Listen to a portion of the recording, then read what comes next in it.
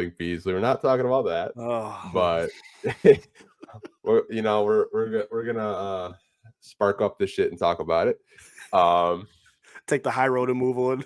yeah. So Malik Beasley did a stream with a very popular streamer of the name of Neon, and they did like I watched the whole stream, man. Funny as hell, like low key, like Malik was roasting this kid like for like 2 hours, and I don't even think he like realized it. But Malik said he wants to be a Piston for life, which I was like, huh. And he said it like kind of quietly. He's like, yeah, I want to be a Piston for life. And then he kind of said, yeah, it's like I'm trying to get paid. I want to be here. So like, what do you kind of think of like those comments like from Malik? Because I know a lot of fans have completely fallen in love with him this season. I think arguably the best free agent signing, not just for the Pistons, but the entire NBA, just for the value. Kind of what are your thoughts on like Malik saying he wants to be here for the rest of his career? I think things like that are those moments where you see the franchise taking a step in the right direction, because again, you're not going to see a championship immediately. Like, again, even this growth in terms of their number of wins is kind of an anomaly in itself. But again, Cade being an all-star, Asar in the Rising Star contest, the veterans saying that they want to be here, Trajan Langdon being out at after the trade deadline, and Malik coming up to him saying, hey, don't trade me. I want to be here. Please let me stay here with this team. Those are the signs that show that this is for real, because people always laugh at Detroit as, the place where players go to die and their careers pop and fall off or whatever. Beasley is having a complete resurgence. Like, we know Lakers fans weren't happy with his production there. Milwaukee, I'm not sure if his rapport was the best when he was there, but he's playing some of the best basketball of his career right now. He should be in some of those top discussions for sixth man of the year. And knowing that he's, visibly having, great chemistry with Cade Cunningham, a great relationship with guys like Asar, JD, Isaiah Stewart, like knowing that he blends in with that team so well, with the front office, with the coaching staff, and visibly, openly saying, I want to be here to be a part of this, not just because my family is here, but because I believe we can do something special. In that stream as well, I remember them in the front of the Pistons practice facility where they're in front of the Larry O'Brien trophies. He said, we're going to get one in here in the next 2 or 3 years. That is a sign in the right direction for this team, because it's one thing for like a young guy to say like, yeah, I want to win a championship, but he's been a part of championship programs. He's been a part of winning programs before. And again, he said also before the trade deadline that contenders were on his line, interested in bringing him in. And if he's willing to want to stay here in a team like Detroit that's in a rebuild, but now in a winning situation, it shows that the progress is truly and finally here for this franchise. It was really cool to hear him say that. It was really cool to see him, embrace, his roots and his excitement for this team. And it's cool to see it all be rewarded with the team's progression, and with Trajan not trading him as well. I'm super happy he didn't blow that piece up just for a first-round pick. The picks are not important right now. Go win, build some chemistry. He's a guy that you want a part of this winning franchise. Even when a guy like Jay Knivey comes back, he still is important to have off your bench. He's your best shooter. You don't want to let a guy like him go. He's a great trash talker, just a great glue chemistry guy on the court and off the court. He's super important to this franchise, and I love what he's brought to this team. Same here. I'm not really surprised with like the 3-point shooting, because he's been just a 3-point specialist since he got drafted by Denver. I think maybe some Pistons fans weren't really like aware of like how good of a 3-point shooter he actually is, and he takes his craft very seriously. Like, making 200 3-pointers like after like shoot around is absolutely wild. He's the only one doing that. And I always see Pistons fans like, get a star in there with you.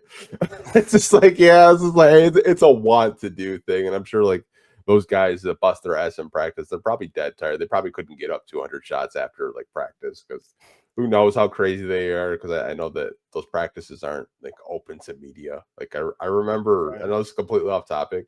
Troy Weaver's brother used to like show me like footage of like some of the stuff that like Dwayne Casey would run and then be like, yo, no wonder we're losing so much.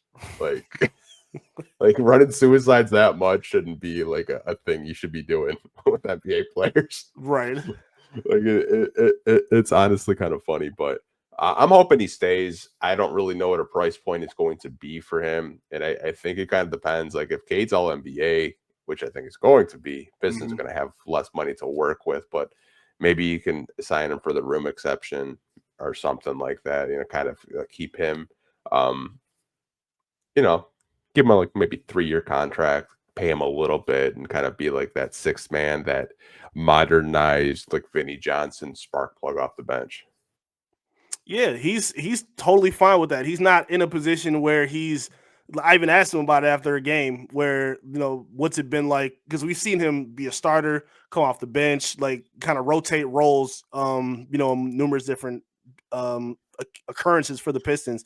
And he said, I'm fine doing whatever they need me to do. Like, I'm not sitting here trying to be, the guy. I'm not sitting here asking for more. Like, I'm happy with whatever they need me to do. And that kind of buy-in is super important. The biggest priority for this team obviously was winning, but you want that winning to be led by your young guys. And that's what's happening right now. They're not just winning because Beasley's scoring 30, 40 a night.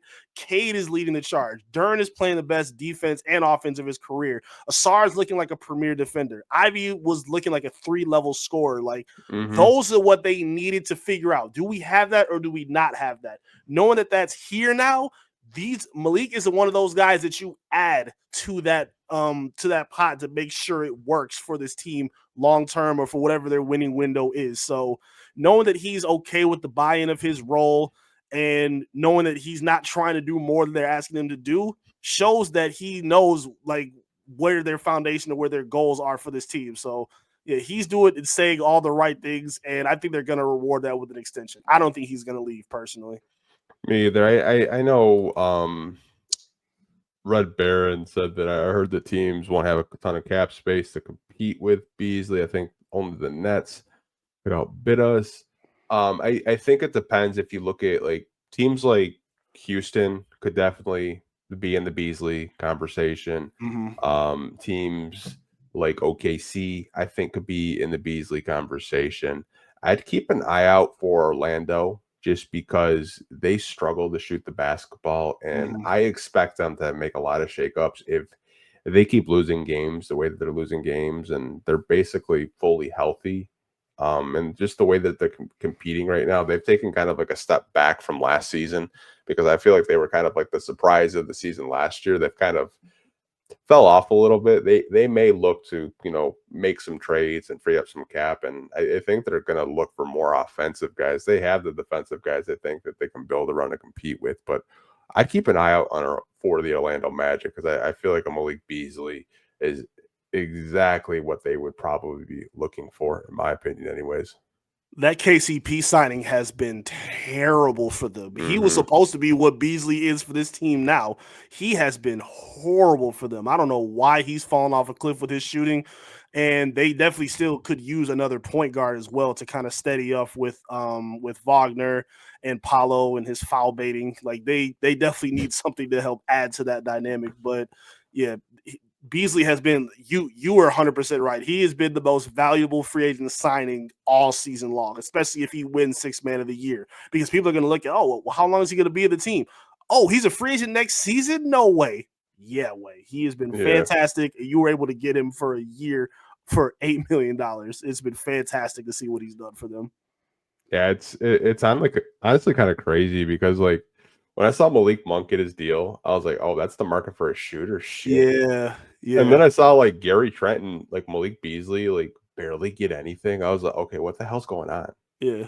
And I was like, oh, maybe it's a new CBA. Maybe a lot of these teams are just kind of nervous of like what's going to happen with the first and second apron, and they don't want to go out and just like pay like shooters like $50-60 million. And I think it kind of worked to the Pistons' benefit. Like, hey, he was on my wish list personally. That I made, and I was like, maybe they can get him. I don't know, and they got him, and I was like, well, they got him for $6 million. Like, the Trajan lock him like in a room and say, hey, take it or leave it, because I was like, there's no way He should sign for $6 million. So I know people during the summer saying, "Oh, he's trash defensively." Like, at least he tries. At least he's not a traffic cone out there. Like, he's a huge upgrade over Bojan Bogdanovic, just for the way he can at least move and try defensively. And like low key, like he's got some pretty quick hands. Like he's always looking to steal the basketball. Like there'll be at least 1 or 2 possessions a game where he's just stripping people. Like he stripped De'Aaron Fox so damn hard, bro. He got like the wind knocked out of him last night. Like he fell to the ground so damn hard. I was like, well, was that a foul? Holy shit. And then he's even added that little floater to his game too. So even when he's coming around that corner, if he doesn't pull up right away, he's like sneaking up to the rim, and then he gets that little floater off. That's paid off pretty good dividends for him.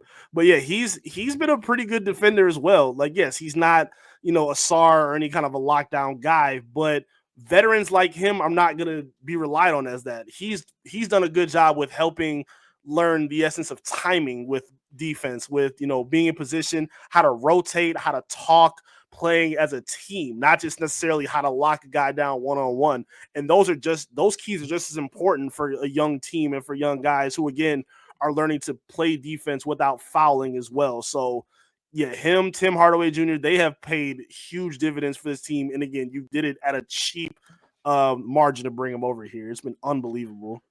Yeah, like he's got some dunk packages too. I was just like, yo, like what the hell? Yeah. Like when the broadcast gets hyped for a dunk for Malik Beasley, it's unexpected. Like Greg Kelser's like, did he just dunk?